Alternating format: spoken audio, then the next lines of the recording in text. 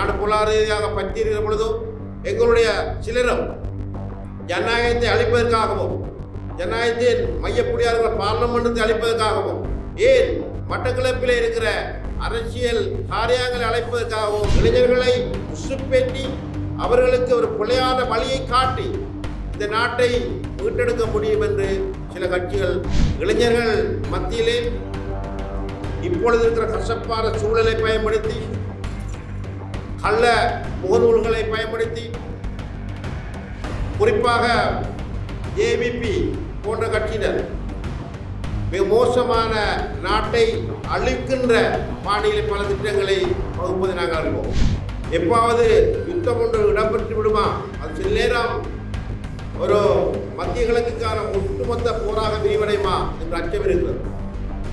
பின்னர் வந்த கோயில் தொற்று, அதனோடு வந்த உரத்தட்டுப்பாடு, பொருளாதார வீழ்ச்சி எப்படியான சூறாவளியாக எங்களை எல்லாம் அடித்து கரை புரண்டு ஓடி மக்கள் அலுவலகப்பட்டார்கள். இறுதியிலே அவர் ஓடி தேப்பினார் என்பதை நாங்கள் அனைத்து விதமான பிரச்சனைகளுக்கும் 11 நாட்களில் தீர்வு காண ஸ்ரீ மாரியம்மன் ஜோதிட நிலையம். தொடர்புகளுக்கு 0091 990 816 585 6.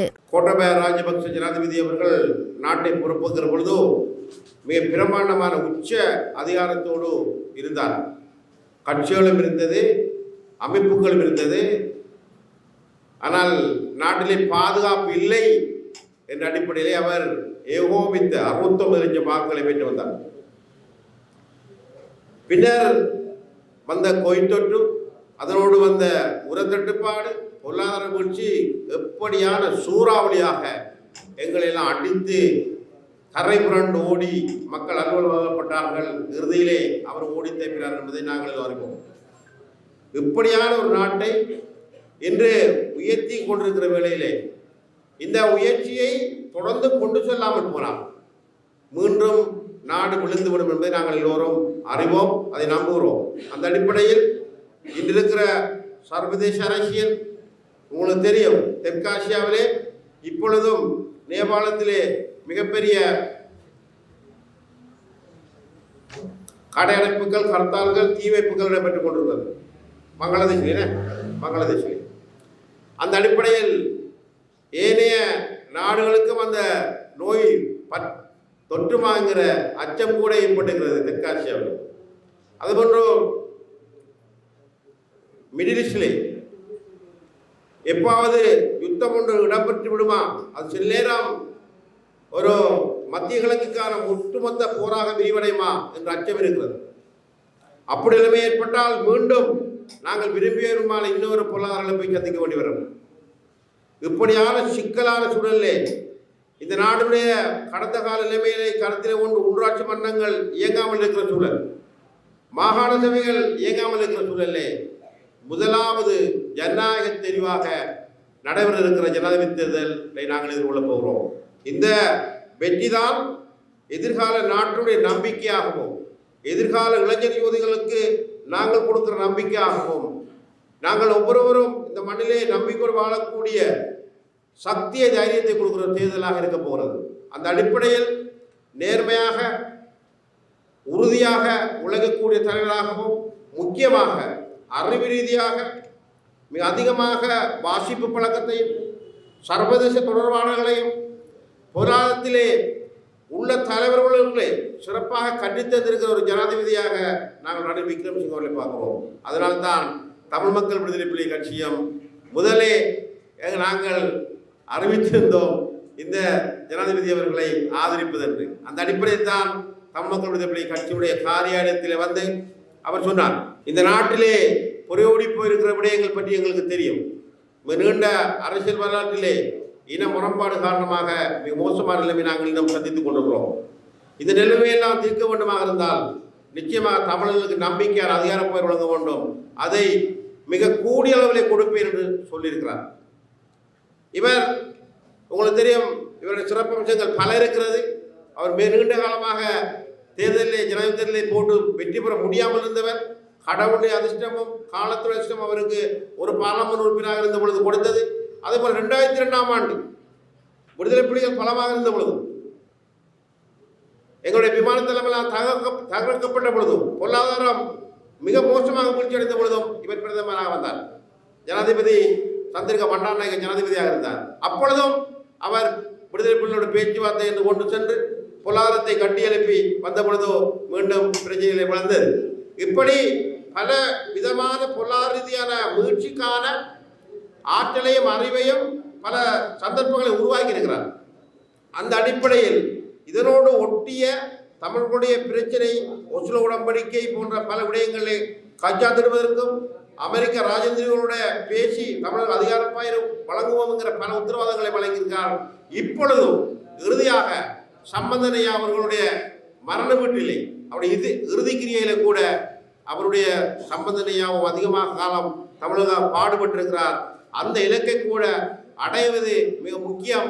அவருக்காகவும் தமிழ் மக்களுக்காகவும் அதிகாரப்பை நாங்கள் செய்து கொடுக்க வேண்டும் என்று சொல்லியிருக்கிறார். அதுபோன்று கிழக்கிலே வடக்கிலே சொல்வது போல தெற்கிலேயும் இந்த பிரச்சனையை சரியாக எடுத்து என்பதை நாங்கள் பார்க்கிறோம். ஆனாலும் பல தலைவர்கள் அப்படி அல்ல, வேறு விதமாக பேசியிருக்கிறார்கள். ஆகையால் நாங்கள் நம்புகிறோம் அவர் எதிர்பார்ப்பு குறைந்த மிக மோசமான பக்கங்களை தாண்டி, தோல்விகளை தாண்டி, தனி மனிதனாக யார் நல்லவர் யார் கெட்டவர் என்றெல்லாம் அறிந்து இந்த நாட்டுக்கு புரியோடிப்பு இருக்கிற விடயங்களை, பொருளாதார விடயங்களை தீர்ப்பது போல நாடு நிமிர்ந்து நிற்பதற்கு ஒற்றுமை எவ்வளவு முக்கியம், மொழி பிரச்சனை எவ்வளவு முக்கியம் என்பதை அறிந்திருக்கிற தலைவராக நாங்கள் பார்க்கிறோம். ஆகையால் நாங்கள் அவரை ஜனாதிபதி ஆக்குவது வெறுமனே பொருளாதார இழப்பிலிருந்து மீட்டெடுப்பது மாத்திரமல்ல, இந்த இலங்கை நாட்டிலே 70 வருடத்துக்கு அதிகமான காலம் புரிவெடுப்பு இருக்கிற அதிகார பயன் விடயத்திலும் ஒரு தீர்க்கமான முடிவை எடுத்து அமுலாக்கி கொடுப்பார் நான் நம்புகிறேன். அந்த அடிப்படையில் இவற்றையெல்லாம் செய்து கொடுத்து அவர் நிச்சயமாக இந்த இலங்கையிலே பொருளாதாரத்திலும் மீட்சியை கொண்டு வந்து தமிழ் மக்கள் சிங்கள மக்கள் மத்தியிலும் ஒரு நல்லுறவை ஏற்படுத்தி அவர்களுக்கு அதிகார பயிரை கொடுத்து ஒரு சிறந்த நாடாக கட்டி எழுப்பியவர். சிங்கப்பூரை போல மத சார்பில்லாத, மதங்கள் இனங்களுக்கு இடையிலே முருகலற்ற சரியான அரசியலமைப்பை கொண்டு வந்த தலைவராக மிளிர்ந்து அவரும் சர்வதேச ஒற்றுமைக்கு பாடுபட்டவர் என்ற ஒரு சாதனையை கூறுவார் என்று நாங்கள் நம்புகிறோம். அதுக்கான வாழ்த்துக்களை தெரிவித்துக் கொள்வோம். அந்த அடிப்படையில் நாங்கள் எல்லோரும் அவருடைய வெற்றிக்காக பாடுபடுகிற பொழுதோ கிராமந்தோறும் சென்று மக்களை அறிவூட்டி அவர்களை எங்களது பக்கம் எழுப்பது மிக முக்கியம். ஏனென்றால் உங்களுக்கு தெரியும், இந்த ஊடகங்களிலே பொறுத்த வரைக்கும் இளைஞர்கள் தான் அதிகமாக நாட்டம் கொள்கிறார்கள். இளைஞர்கள் மத்தியிலே இப்பொழுது இருக்கிற கசப்பான சூழலை பயன்படுத்தி, கள்ள முகநூல்களை பயன்படுத்தி, குறிப்பாக ஏபிபி போன்ற கட்சியினர் மிக மோசமான நாட்டை அழிக்கின்ற பாணியில் பல திட்டங்களை வகுப்பதை நாங்கள் அறிவோம். அதை கடந்த காலங்களில் நீங்கள் பார்த்தோம். நாடு பொருளாதார ரீதியாக பற்றியிருக்கிற பொழுதும் எங்களுடைய சிலரும் ஜனநாயகத்தை அழிப்பதற்காகவும், ஜனநாயகத்தின் மையப்புள்ளியாக இருக்கிற பார்லமெண்டத்தை அழிப்பதற்காகவும், ஏன் மட்டக்களப்பில் இருக்கிற அரசியல் காரியங்களை அழைப்பதற்காகவும் பல்கலைக்கழக மாணவர்களை பயன்படுத்தினார்கள். இன்றும் அந்த கட்சியினர் கிழக்கு பல்கலைக்கழகத்திலும் ஏனைய பீடங்களில் இருந்துதான் அவர்களுக்கான சுவரொட்டிகளை கூட ஒட்டுவதற்கு இளைஞர்களை ஊக்கப்படுத்துகிறார்கள். இப்படி இளைஞர்களை உசுப்பேற்றி அவர்களுக்கு ஒரு பிழையான வழியை காட்டி இந்த நாட்டை மீட்டெடுக்க முடியும் என்று சில கட்சிகள் பிழையாக வழிநடத்துகிறார்கள். இவர்களையெல்லாம் தோற்கடித்து சரியான ஜனநாயக இயக்கத்தினூடாக, மக்கள் ஆணையினூடாக, இந்த அச்சம் காரணமாகவும் எதிர்காலத்தின் நம்பிக்கை இழப்பு காரணமாகவும் நாட்டை அழிக்க நினைக்கிற சக்திகளோடு கூட்டு சேர்ந்திருக்கிற இளைஞர் யுவதிகளுக்காகவும் நாங்கள் ஒன்றாக பாடுபட்டு அவர்களுக்கான எதிர்காலத்தை கட்டியெழுப்ப வேண்டும் என்று நாங்கள் எண்ணுகிறோம். அந்த அடிப்படையில் இப்படியான இளைஞர் யுவதிகளையும் அந்த கட்சியின் பாலிருந்து மீட்டெடுத்து ரணில் விக்ரமசிங்க அவர்களுக்கு வாக்களிப்பதற்கு நாங்கள் தூண்ட வேண்டும். அவருக்கான வாக்களிப்பு சின்னங்கள் இன்னும் ஒதுக்கப்படவில்லை.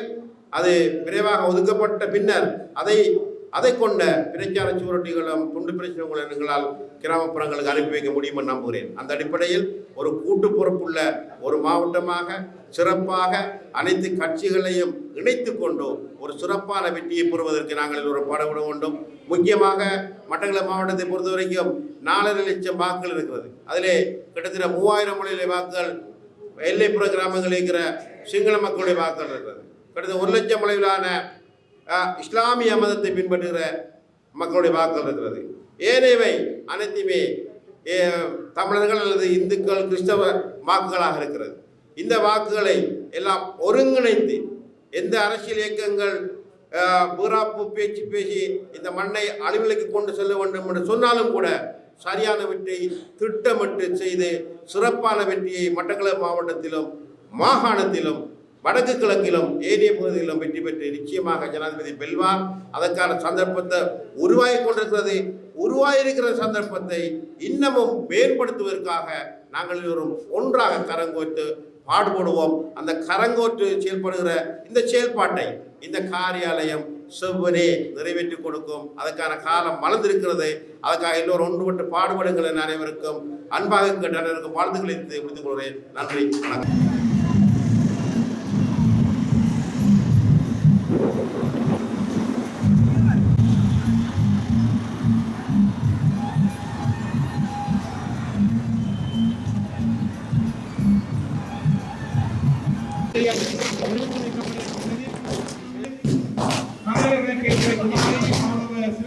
சந்திரகாந்தன் அவர்களையும் பிரசாந்தன் அவர்களையும்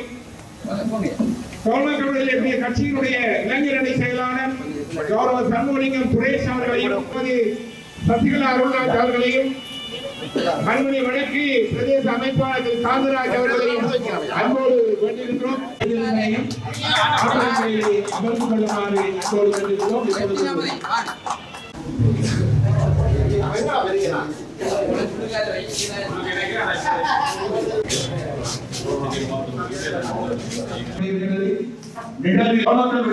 கட்சியினுடைய இளைஞர்களாகிய